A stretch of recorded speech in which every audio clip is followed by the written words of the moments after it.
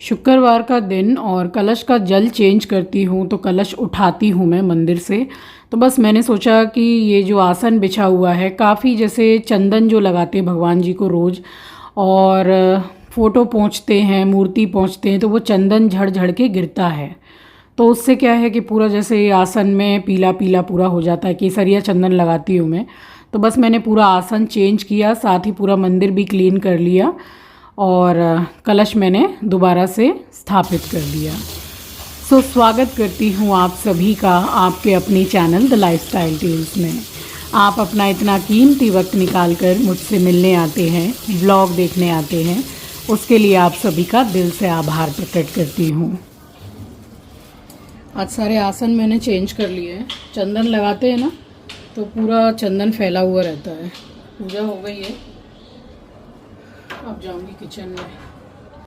तो मैं इसी तरह से साफ़ सफाई मंदिर की भी कर लेती हूँ। अब ऐसा ज़रूरी नहीं है कि जैसे कि आज पूरे पीताम्बरी से सारे ही बर्तन और मंदिर का थाल सब कुछ क्लीन कर लिया तो आज ही आसन भी बदलना है, आज ही पूरी डीप क्लीनिंग करनी है। ऐसा नहीं है, क्योंकि घर में कई काम होते हैं। अब हाउस हेल्पर आजकल किसी के घर में नहीं हो, ऐसा बहुत ही कम या ना के बराबर होता है, बट उनके आने के बावजूद भी घर में बहुत काम होते हैं। राम राम जी आप सभी को, सुबह की राम राम, सुप्रभात, गुड मॉर्निंग। सुबह के सारे काम ऑलमोस्ट हो गए हैं, कुकिंग बाकी रह गई है। कुकिंग करने के बाद खाना पीना खा के दोपहर को जल्दी निकल जाऊंगी, डॉक्टर का अपॉइंटमेंट है आज। चलिए आपको आज मंदिर के दर्शन कराती हूँ।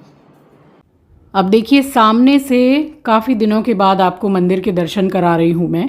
अब ये जो आसन है ये बिल्कुल प्लेन वाला है, और इससे पहले जो बिछा हुआ था जिसको मैंने धोया अभी, उसमें पूरी कढ़ाई की हुई थी गोल्डन कलर की। तो 2-3 मैं रखती हूँ। कभी मुझे ऐसा लगता है कि हाँ मंदिर में चंदन का पाउडर और कुछ ज़्यादा जैसे थोड़ा मैसी टाइप का मुझे लगने लगता है, तब मैं आसन को चेंज कर देती हूँ। तो तीनों ही आसन मैंने चेंज किए हैं। तो रात में ही मैंने छोले गला दिए थे, बस एक छोले की सब्जी और चावल और सैलेड, बस यही मैंने बनाया फटाफट से। 3 बजने को जा रहे हैं, डॉक्टर के पास निकल रहे हैं, पहुंचने में भी टाइम लगेगा। अब देखिए, कम से कम 1.5 महीना कुछ ऐसे ही मैंने डॉक्टर का अपॉइंटमेंट लिया, क्योंकि जल्दी मिलता भी नहीं है उनका अपॉइंटमेंट, और मैं समय से पहुंच भी नहीं पाई। टेक्नीशियन भी आ गए उसी समय पर। मतलब मैं क्या ही बताऊं कि मुझे इतना लेट हो गया कि मेरा नंबर निकले हुए न जाने कितनी देर हो गई। उसके बाद मुझे फिर वेट करना पड़ा। वेट किया मैंने, तब जाके कहीं डॉक्टर साहब को मैं दिखा पाई, और फटाफट से रेडी हुई। अब ये है कि ये कॉम्पैक्ट है ना, ये इतना अच्छा है क्योंकि स्वेटिंग बहुत ही ज़्यादा होती है और गर्मी भी है, तो ये लगा लेती हूँ मैं, तो पसीना थोड़ा फेस पर कम आता है। और यहाँ निकल गई थी मैं डॉक्टर के पास में। अब भीड़ तो अच्छी खासी थी। मैंने उनसे रिक्वेस्ट भी की कि भाई मुझे किसी कारण से ऐसे लेट हो गया, बट ऐसा तो चलता नहीं है ना, इतने सारे पेशेंट कितनी दूर दूर से आके बैठे रहते हैं। वो बोल ही रही थी सिस्टर जो हैं कि मैंने बहुत बार नाम कॉल किया, आप थे ही नहीं, तो फिर मैंने दूसरे पेशेंट को भेजा है। अब आप आराम से बैठिए, अब जब मैं बोलूँगी तब आप अंदर चैम्बर में जाइएगा। फिर बैठ के बहुत देर मैंने वेट किया। एट लास्ट डॉक्टर को दिखा के दे, आप देख सकते हैं कि रात हो रही है। दोपहर को मैं निकली थी, मेरे घर से दूर भी बहुत है, और 6-6 महीना में मैं डॉक्टर को दिखाती ही हूँ। चलिए, लेट तो अच्छा खासा हो गया था, बट हाँ डॉक्टर साहब को दिखा तो लिया मैंने। राम राम जी आप सभी को, सुबह की राम राम, सुप्रभात, गुड मॉर्निंग। पूजा हो गई है। रात को आने में भी थोड़ा टाइम लग गया। एक्चुअल में हुआ क्या कि नंबर जो मेरा लगा हुआ था, मुझे यहाँ से निकलने में लेट हो गया। थोड़ा काम भी था, फिर से टेक्नीशियन वगैरह आए थे, मेल किया, कितना कुछ किया। इतनी परेशानी के बाद आज 6ठा दिन है, 6 दिन से फ्रिज नहीं चल रही है, 6 दिन से ये परेशानी देख रहे हैं हम। तो लेट निकलना हुआ, नंबर निकल गया, मेरा 6 नंबर था। फिर जब मैं पहुंची तब 14 नंबर चल रहा था। 14 नंबर जो था वो पेशेंट अंदर था। मुझे 19 नंबर के बाद अंदर जाने दिया। लेट तो हो ही गया, आते आते 9:30 हो गए रात के। फिर तो हिम्मत नहीं होती है। मुँह हाथ धोया, मेडिसिन ली, डिनर किया और सो गई मैं। अब डायरेक्ट आपसे सुबह मिल रही हूँ। थोड़ी देर बैठूंगी, उसके बाद खाना पीना बनाऊंगी। सामान देख रहे हैं, सारा सामान ये फ्रिज बन गया है। सारे फल तो यहाँ है, बाकी सामान मम्मी के फ्रिज में ही है। फल भी तो खराब हो रहे हैं ना। कुछ फल ऐसे होते हैं जिनको फ्रिज में रखना होता है, लाइक केला तो चलो बाहर ही रखते हैं, बाहर ही ठीक रहेगा। बट बहुत सी चीजें हैं, ब्रेड है, मक्खन पिघला जा रहा है उसको डब्बे में, तो खैर मैंने पलट लिया है, पूरा पनीला हो गया है मक्खन। तो चलिए आज कम से कम लग जाएगा। आंवला बिना फ्रिज के खराब हो रहा है। अदरक लहसुन का जो पेस्ट है वो मैंने फ्रीजर में रखा हुआ है, क्योंकि फ्रीजर चल रहा है मेरा, फ्रिज नहीं चल रही है। पत्थर हो गया जम के, क्या करें अब भी वही दोपहर तक ही लग पाएगा। देखते हैं वो टेक्नीशियन कितने बजे आएंगे।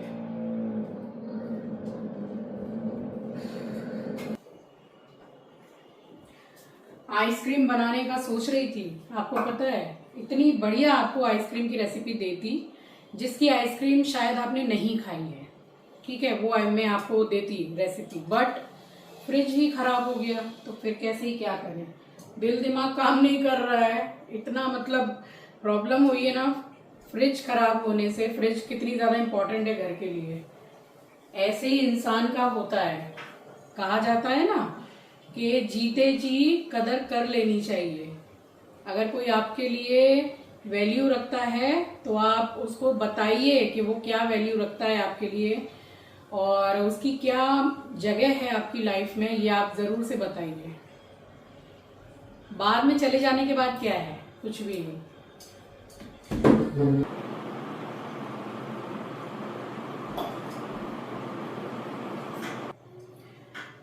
चलिए अब आप ही मुझे बताइए देख के कि क्या आपको लग रहा है कि मेरा वेट कम हुआ है। पेट देखिए कितना अंदर चला गया है।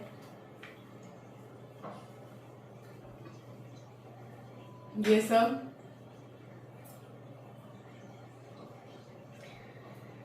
डॉक्टर के पास से होके आई हूँ, और वेट मेरा पहले से और 4 kg कम हो गया है। किसी डाइटिशियन को नहीं, किसी को नहीं दिखाया, खुद से किया है। शेयर करूंगी आपके साथ। इन दिनों थोड़ी परेशान चल रही थी मैं। अब डॉक्टर के पास से भी होके आ गई, रिपोर्ट्स बहुत अच्छी आई हैं। शुगर बहुत नॉर्मल आया है, HbA1c काफी अच्छा आया है, मशीन चल रही है। चलिए बैठ के बात करती हूँ। हाँ, तो मैं बोल रही थी कि रिपोर्ट्स बहुत अच्छी आई हैं। शुगर जो है फास्टिंग वो मेरा आया है 103, ठीक है, 110 नॉर्मल है, 103 आया है। और पीपी जो है वो 145 आया है। 140 नॉर्मल आदमी का होता है जो डायबिटिक नहीं है, और जो डायबिटिक होते हैं उनका 175, 180, 160 भी नॉर्मल ही माना जाता है, क्योंकि वो तो मेडिसिन पर हैं। बिल्कुल अच्छा आया है। HbA1c मेरा 6.2 आया है, एकदम नॉर्मल, 7 के अंडर में होना चाहिए। और लिपिड प्रोफाइल जो कराया मैंने हार्ट के लिए बिल्कुल नॉर्मल है। B12 बिल्कुल नॉर्मल है, विटामिन D बिल्कुल नॉर्मल है, जो मैंने कराया। लीवर की रिपोर्ट बहुत अच्छी है, सब कुछ बहुत अच्छा है। अच्छा, इसके साथ मैंने हीमोग्लोबिन भी कराया। मैं जो खाती पीती हूँ, हीमोग्लोबिन मेरा 12.2 आया है। एक फीमेल का हीमोग्लोबिन 11.2 से 13 कुछ ऐसे नॉर्मल होता है, मेरा 12.2 आया है। कहने का मतलब है सारी रिपोर्ट्स बहुत अच्छी आई हैं। पहले से दवाई का जो पावर है वो कम कर दिया है। 4 किलो वजन कम हो गया है। देख के अगर आपको समझ में आ रहा होगा तो बताइएगा मुझे तो मेरे कपड़ों से ही समझ में आ जा रहा है। कुछ हल्का भी फील होता है ना। मेहनत कम है क्या? सुबह पूरी नींद तोड़ कर भोर में अंधेरा रहते रहते उठ के इतना योगा करना, इतना वॉक करना, 2 रोटी से 2.5 रोटी नहीं खाना, इतना सैलेड खाना, नियम से खाना खाना, समय से खाना खाना, सबसे मेन चीज समय से खाना खाना। समय बांध लीजिए कि इतने बजे से आपको, जब आप उठ जाते हैं उसके 2 घंटे बाद तक आपको नाश्ता कर लेना चाहिए। लाइक आप 6 बजे उठे हैं, 8, सवा 8 बजे तक आप नाश्ता कर लीजिए। नाश्ता लंच के बीच में कम से कम आपका 4 घंटे का गैप होना ही चाहिए। फिर आप लंच कर लीजिए 12 बजे, 1 बजे, 1:30 बजे, जब भी आप करते हैं। खाना खाने के 1 घंटे बाद आप पानी पीजिए, 1-1.25 घंटे बाद। खाना खाने के तुरंत बाद आप फ्रूट जूस या फिर छाछ पी सकते हैं, पानी नहीं। ये कुछ चीज़ें जो मैं फॉलो करती हूँ बहुत सालों से, वो आपको बता रही हूँ। पसीना पसीना हो गई हूँ, पंखा बंद करके बात कर रही हूँ आपसे। डिनर 7, 7:15 में मैं कर लेती हूँ। कभी बहुत ज़्यादा लेट हो गया तो 7:30, 7:40, अदरवाइज 7, 7:15 मेरा डिनर डन। मेरी मम्मी तो 6, 6:30 बजे ही, मम्मी पापा दोनों खा लेते हैं। इतने घंटे जो पेट खाली रहता है, फिर डायरेक्ट सुबह नाश्ता करते हैं। मैं ये नहीं बोल रही हूँ कि आप बिल्कुल ज़्यादा घंटे आप भूखे रहिए, नहीं, उससे शुगर फॉल्ट हो जाता है, वो भी ठीक नहीं है। बट हाँ, आप 7 बजे तक डिनर कर लीजिए, हार्डली 7:30 सही रहता है, कुछ भी खराब नहीं है। रिपोर्ट्स में आपको बता रही हूँ ना। अब सत्तू बना लूँ अपने लिए।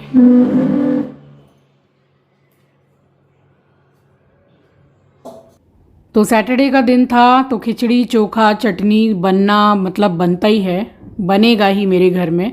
तो धनिया कम है और धनिए की जो डंठल है देखिए वो ज़्यादा है। ये चटनी में बहुत अच्छा मतलब इसका टेस्ट आता है, खुशबू भी बहुत अच्छी आती है। 2 हरी मिर्ची साथ में मैंने डाली है और इसमें ये वाली जो चटनी है इसमें थोड़ा सा लहसुन ज़्यादा जाता है, तो 6-7 कली के करीब मैंने लहसुन डाला है और नमक। और जब ये पीस लूँगी तब इसका जो की इंग्रेडिएंट है जिससे ये चटनी बहुत ही ज़्यादा स्वादिष्ट लगती है वो डालूँगी।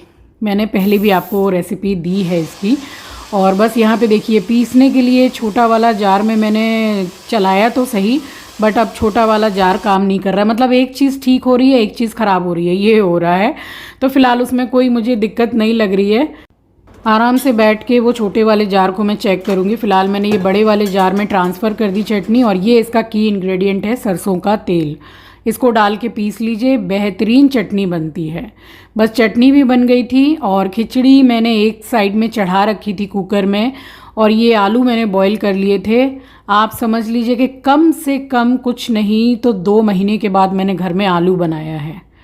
आलू मतलब मैं आपको क्या बताऊँ, मुझे बहुत पसंद है, लेकिन नहीं खा सकते हैं तो फिर नहीं खाती हूँ मैं। और आंचल तो बहुत ज़्यादा ही अवॉइड करती है ये सब चीज़ें, तो फिर मैं बनाती ही नहीं हूँ।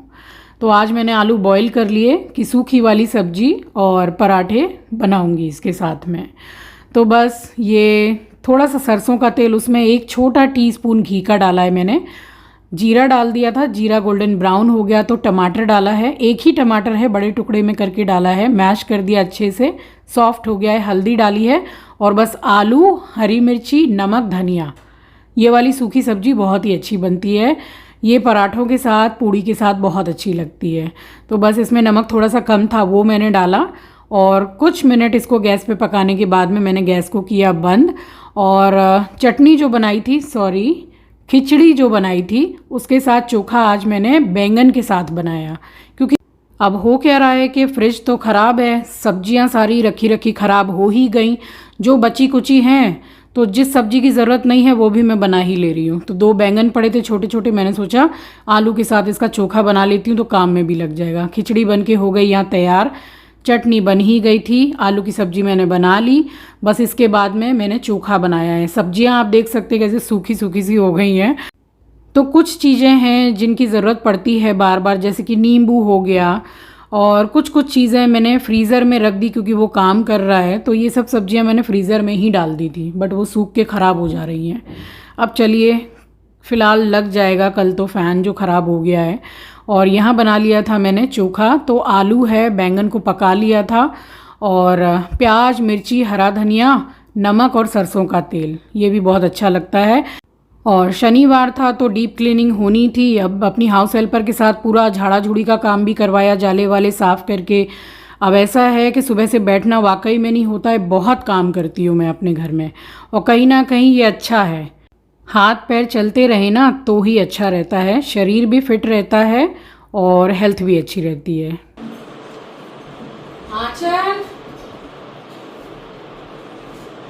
मौसमी খাবার খাচ্ছো না? এখানে আসো 1 মিনিট। এরকম দুটো বালিশ, একটা মাথা বালিশ একটা পাশের বালিশ, ওই ঘর থেকে দাও তো। सो चलिए ये था मेरा आज का व्लॉग। आई होप कि आपको पसंद आया होगा। चैनल पर अगर नए हैं, पहली बार विज़िट किया है तो चैनल को सब्सक्राइब ज़रूर कीजिएगा और शेयर करना तो बिल्कुल भी मत भूलिएगा। मिलूँगी आपसे नेक्स्ट व्लॉग में, तब तक के लिए अपना ख्याल रखिए, अपनों का ख्याल रखिए। Thank you for watching guys, love you, take care, bye bye.